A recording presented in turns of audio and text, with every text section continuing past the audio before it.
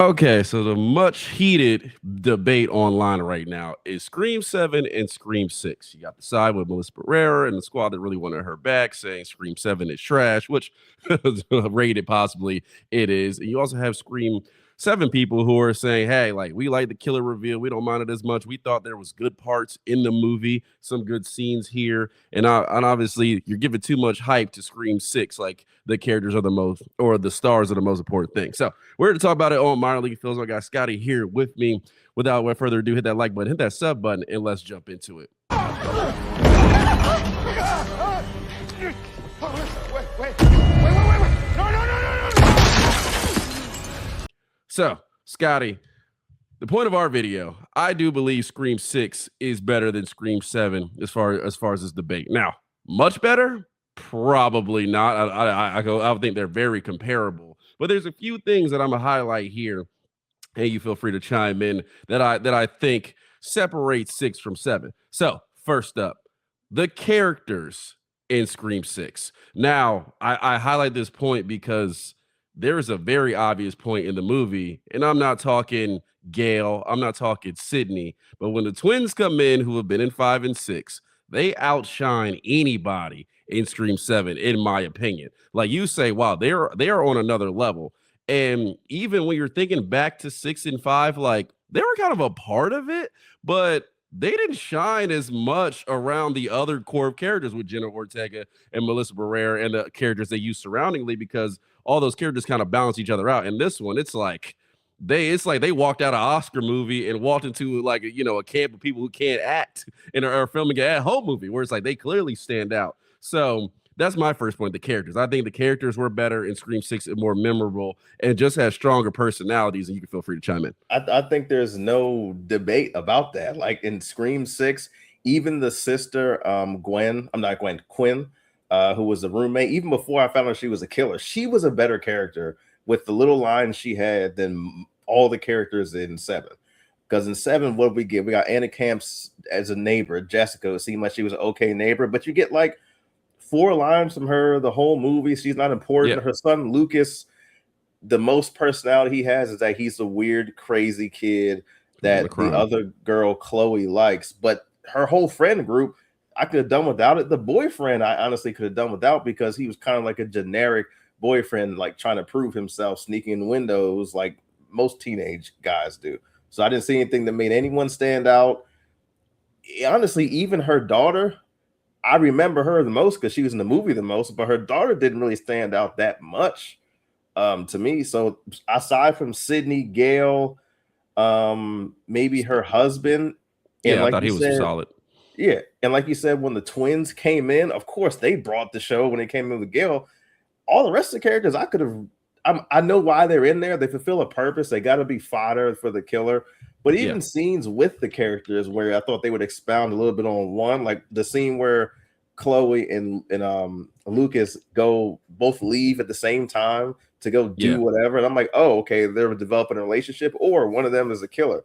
And both of them end up dead in like within 3 minutes. I was like, well, why did they leave that room knowing there's a killer and the lights are off and all this stuff and the doors are locked? I thought that was just weird.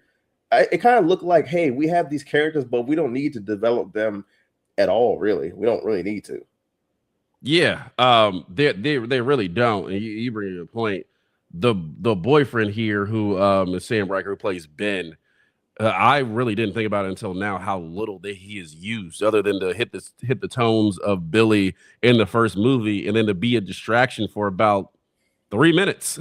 Like Ghostface shows up 2 minutes after they try to plot something on him that may have him involved with the killings. But yeah, I'm with you. I think all these characters are really forgivable. And one of the good points about 6 that I don't think it's a good movie, but I think with the central characters that we have, you have some strong clashes. Like Jenna Ortega, Melissa Barrera, Sam, I forget Melissa Barrera. I mean, Jenna Ortega's name, some with a T, but Tara. Yeah. Those two clash like a lot throughout how they feel about going, and when things go down, what they should do. Those two are clashing. You have the relationship between Chad, played by Mason Gooding, and Jenna Ortega, between those two, where they have some relationship in there. You have the twins who like to riff on each other and go around because it's like, well, I'm going to figger it out. And no, I'm going to figure it out. And they kind of compete there. really with our batch of newer characters, there is nothing that really happens between them outside of a generic friend group, and they start getting picked off. And like you said,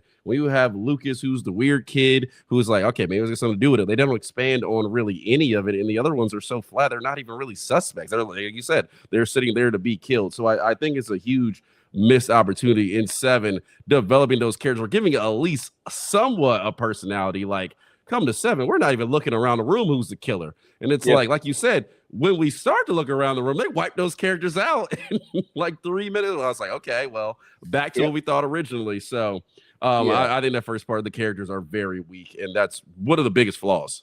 I think that, that's like number 2, because not just real quick, like on number 5 was like a soft reboot thing. I enjoyed that because every character has something to do. When they all sat in Jamie Kennedy's basement or wherever they were at, every single character had something to do, something to say, and they boom went to action. And then Sydney and Gale being there complemented those characters. But even without Sydney and Gale, those characters could stand on their own. As we saw in number 6, they were standing on their own. Gale showed up, of course, but they were standing on their own already. We already fell in love with the characters that were in the first movie, especially the sisters. And then 7, it's like, man, we have a moment in the bar where they're all together, kind of like a Jamie Kennedy moment where all the friends together, and they don't really do anything with it. They kind of just like, hey, everybody's here. Well, let's just kill them all. They go down a line of who's the killer, but there's no like banter there. There's no there's no asking questions. There's no, you guys have been through this before. Like, how'd you like? There's just no level of camaraderie or there. So and then it's something I really want to touch on that you brought up. A lot of talk about Anna Camp and her time in this movie. Now, I've seen some different things online. Some people say she's had the most time, but the problem was she had time at the end. I don't know how much. I didn't count personally. I've seen anything up to like 17 minutes that she's actually had in the movie. But like you said, the first, and I looked at, and somebody said this, the first act, she has 2-3 minutes. Mm-hmm. She's not in the second act at all. And until she takes the mask off, that's only 2-3, maybe max 4 minutes in the entire movie to that point. And it's just not enough. And then me getting to my second point, which is the reveal. There is not enough with any of these characters who are actually like involved with this to build any kind of anticipation on who the killer is, or even after the movie, why they're doing what they're doing. And they can explain away, but you talk about the big red herring, which I thought was kind of like a mini highlight in the movie that was only 10 seconds, bringing in Carl, the random guy, and it's like, well, he looks suspect. Yeah. And then you have him involved in the killings, and they give this whole backstory. But at the end, I'm still wondering, like, okay, he's a serial killer. Clearly, he's crazy, but why is he working with these two? And why is he throwing on a ghost face suit at all? They don't talk about that. You get to the guy, I don't even remember his name. That's how forgettable he is in the psychic ward. Why he supervisor Marco? I think it's Marco. Yeah, okay, we'll go with Mark. Why he's involved with Anna Camp's character, their relationship, why he would even decide to join this, we don't know. Anna Camp gives you a reason. It's silly, but it's like, that's just, it just doesn't make any sense at that point.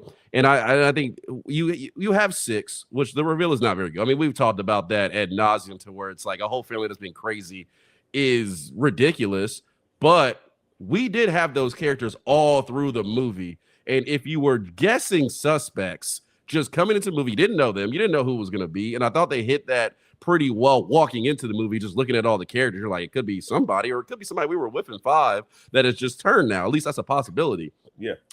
With 6, you're like, all right, we get to the end. It's like, okay, you don't have a real good reason by us, but at least throughout this, we thought Quinn had died. Possibly she might have come back. She might really be dead. Ethan was kind of in the back shadow, so he was a suspect. But we got to spend time with those characters. The killers we get to spend before the reveal. If it was not 2 to 3 minutes, maybe 5 if you add in the psycho ward time. Like, and even the psych ward time, his name's Marco. Marco. Yeah. What did he say? He just, hey, welcome here. You want to see his room? Here's his room. And then they said, hey, do you remember this guy? And he kind of gave you the whole, that's John. But they had no real reason not to believe him. So I was like, okay, well, That's all we saw of him. I said, well, there's Yeah. no reason not to believe the supervisor that was there and he knows him by name. Oh, that's a cool little thing in the movie. And then Yeah. Jessica didn't have any time at all. So you're right. Like we actually had time in 6 with Yeah. Quinn, her brother, and the father, who was the police chief. I think it was the chief. We had time, even though we didn't know they were the killers. We had plenty of time with the characters, and then we're like, okay, I can maybe understand why they're doing it. It's unreasonable that the whole family was crazy, but at least we spent time and we can. All right, fine, whatever. Throw that at least involve them in the whodunit. I doubt anybody was involving Marco and saw him. It's like he's the killer. No, he just shows up. It's like, well, you didn't guess it, of course, because that doesn't make any sense. And the thing is, we don't spend time to even get to know a little. Even if they're lying the whole movie, we don't even get time to figure. Even the whole thing about Scream is we have time with characters to figure out who the killer is. Then we get the reveal, and it's a nice surprise. There's no one that's going to sit there and say, oh, it's Marco. Because for what? What did he do? He just showed you the room and said, I know who that is. Same thing with Jessica. Yeah, she's a neighbor, and it could always be the neighbor, I'm sure. But no one would have guessed that she killed her husband, put herself in the psych ward, and then conveniently bought a house next door. Conveniently. Who would have guessed that she was able to do all that? What connections does she have? Yeah, it's not inspired, and no, she really doesn't unless you're just forcing it in. So I mean, I agree with you. I think the reveals are worse. I asked the guys next to me who I don't know. I was like, was that reveal worse than 6? They were like, yeah. And I was like, okay, we're all in agreement here in the audience. So I think that's a major flaw of why 7 is worse than 6. And just piggybacking off what you said, and this kind of tells you just the inspiration, and this leads to my last few points. Inspiration is another reason why I think 7 is worse than 6. 6, you go off of 5, which is very liked. It's one of your favorite Scream movies. I have it as my this is where the Scream movie should be. Or if you can, make it better, and I'll enjoy it more. But this is kind of the bar here. This movie does not feel inspired at all. It really doesn't. I get it. You bring Kevin Williamson back and have him write. He's been doing it for 50 years. I don't know how long he's been doing it, but he's been doing it for a long time at this point. Scream 30 years old, at least doing it for 30 years. Yeah. He just may not be that great at writing a plot when you start to add it. And there's a couple things here. Why this movie's not inspired? Now, I'll give you the main reason. AI, and the reason they use AI to bring these characters back, and they do that all in a minute. There is no reason you need how cool would it have been? And not me trying to rewrite the movie, but if you're going to involve these old characters, why are they not having phone calls to Sydney? How crazy would it have been if Sydney's back, she's starting to get stressed with this situation, you have Dewey call her, and instead of just oh, you let all your friends die, it's a conversation. Maybe he's going, they write a couple paragraphs to read off and kind of make her feel worse about the situation and what's going on. Or you're bringing Roman back, maybe in a dream sequence or something, not just a one line. It's just badly executed. If you're going to use AI, which I don't have a mind bringing people back with AI, that's fine. But it looked like you got, and I think Mickey Madison talked about this. They asked her if she would send in a clip that they can take and put into the AI version of Scream 7. And they said, can you record a 10 to 50 second clip for her? She said, no. And she was like, my camera's not working. They were like, what about your back camera? She's like, that's not working either. Because I'm not doing this because it's uninspired. Yeah. It looks like these characters look like you either had them stand in front of a green screen or sit down in front of a green screen and read a line. Not even a couple lines, but a line. She actually said that? Yeah, that was a news article online. She said, no, none of my cameras, there's no cameras been sent to me and it's working, which is good on her. Don't ruin the character that she built because it's one of the best characters in Scream.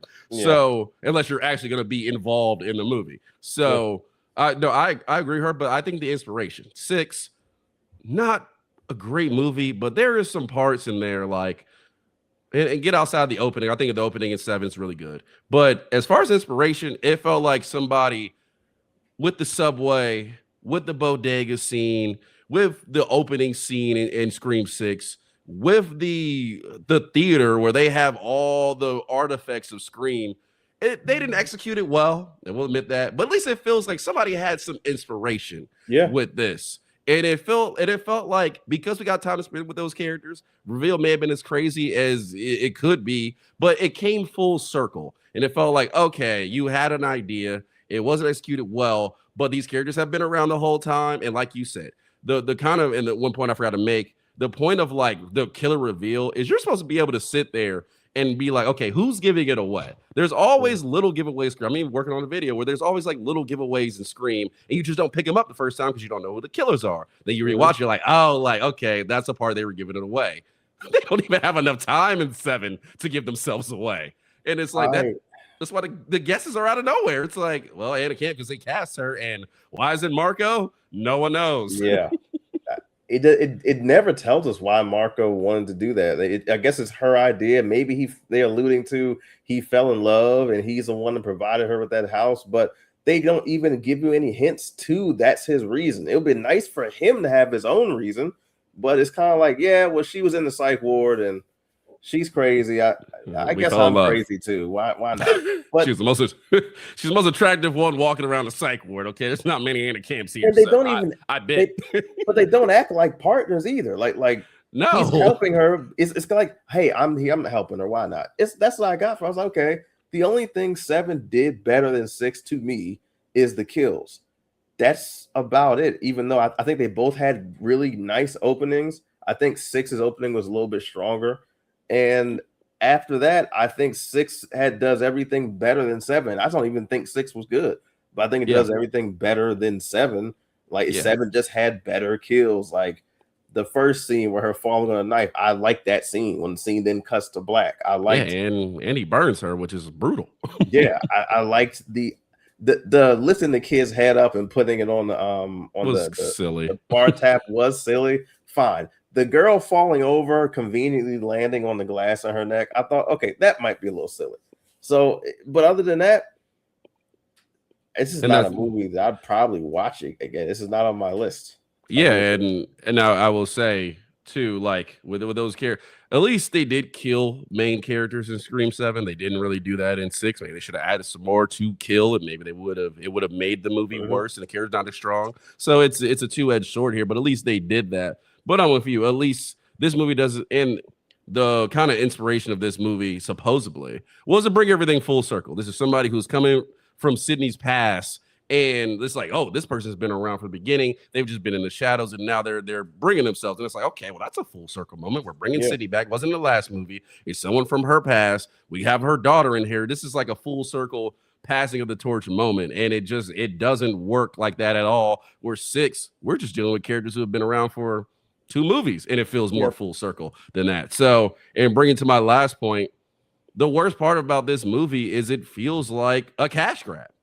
Yeah, and that's the point. With no inspiration, it's just a cash grab Scream. And we said that before. We said when we watched the trailer, it's like, this does not feel that inspired. While it's great to have those old characters in there, it just feels like you can make money by putting the name on a poster, putting who's ever face up there that you have and rolling with it. And like I said, this movie made money. There's definitely going to be an 8, but its money is not coming from people's word of mouth saying Scream 7 is great. You should go see it. This money is coming from Scream 7 is coming out. Let me get my tickets early. I'm a Scream, or the fans who, and we talk about this all the time.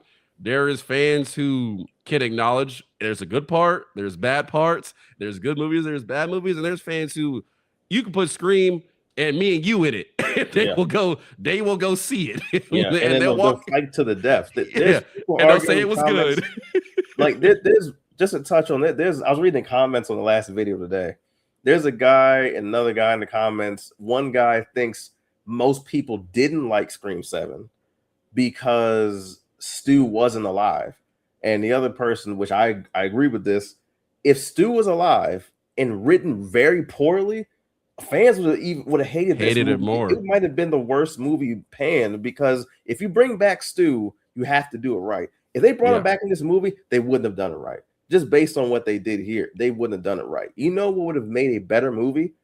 Instead of them saying this is a full circle Sydney moment, they should have said, no, we're not going after Sydney this movie. We're strictly going after her daughter, and then have the killer go after her daughter and have a reason. Because like my theory before, what if the killer is the friend or family member of a past victim? It could have tied in a victim with her daughter, with the whole Tatum thing they were talking about in the movie. It could have been one of Tatum's loved ones and just went crazy over her death. It could have done anything. If they tied it in with the daughter, then we could have got more time to care about her friends. But you just tied it into Sydney, but then you had the random teenagers around like we're supposed to care about them. Yeah, I mean, or even this, if you really want to feel inspired and not even tying it into the past so much, or just having somebody use his ghost face to go after Sydney's daughter. She's not a likable character anyway. Make her a bad person. Heck, give me a I Know What You Did Last Summer opening where she runs somebody over or causes somebody to die or something like that. And they're like, okay, like you did something that hurt me. I know who your mom is. Now I'm doing this after you. And like you said, I think the parts with Stu is good in this movie. But again, if you're going to bring him back, which they don't, he's AI, but he's basically carrying part of this movie, just being Matthew Lillard himself. But like you said, if you want to bring him full circle, have him in the psych ward alive, helping Sydney figure it out. Like, how cool would it be if somebody's going after Tatum because she did something wrong? Now Sydney's trying to figure it out. And Stu is still out there somewhere, and they think maybe he's helping them, but he's like, no, actually, Sydney, what we did was wrong earlier. I'll help you out. Or like you said, or helping both killers. Maybe somebody's like, he's alive and he's helping both. Like, you could have played with him in multiple ways, and they played with him in the cheapest way possible, saying, we're going to use Matthew Lillard because he's better than anything we got written. Make him AI, and then we have these characters who wouldn't even have been able to come up with the stuff Matthew Lillard is doing in this movie. Like, there's no hope in me that the crazy guy running the psych ward or Anna Camp came up with that and had Stu doing those things. They'd have no inspiration of what they're doing. So I'm like, I'm out on that because that's just unbelievable. It's just the fact that even the little tiny stuff they would say and then act like we forgot they said it. Like when they were looking for the death records of Stu and the hospital records, the morgue records, all of them are gone. How did you work at a psych ward? You are a supervisor. You don't own the psych ward. What resources did you have to unearth documents from 30 years ago and then get rid of them? By then, it will probably be in a computer database. So you're good with computers. Fine. But back in the 90s, there were also paper records. You just got rid of somebody dying just like that. I've called BS on that. And I called BS on everything was big, happy family with Jessica being the neighbor that never revealed herself to Sydney as being crazy for like the last 10 years or not even 10 years, 16 years. And she says, oh, well, everything was fine. But the fact that you didn't take that red-eye flight to New York, I don't care if it was $10,000. The fact you didn't get on that plane, that triggered me. So I have to kill everybody you love. That is I like crazy.